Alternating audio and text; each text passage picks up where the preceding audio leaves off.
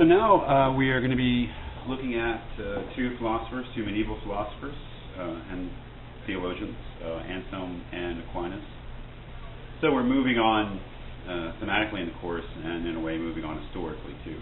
As you'll see, the readings that we're doing are roughly in historical or chronological order. We're starting from the earliest Plato and then moving into finally the 20th century. So it's not really a history of philosophy course, but it's turning out to be a pretty good romp, pretty good walk through the history of thinking about metaphysics, epistemology, and God. So we'll be reading these two authors, a very small part of their work, and we're focusing on a specific metaphysical question. Does God exist?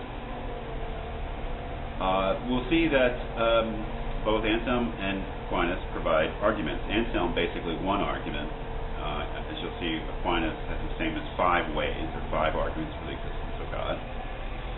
And as we'll see, they differ in the kind of arguments that they are. Anselm's argument seeks to prove God's existence simply from the conception of God. That is, he starts out with the assumption that we can all conceive of God, of a perfect being, or crucially, a being greater than which no other can be thought. And we'll really be careful about his formulation.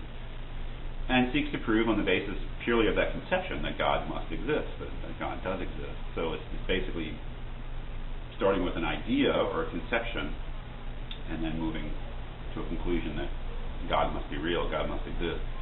And we'll see that Thomas Aquinas takes an entirely different approach.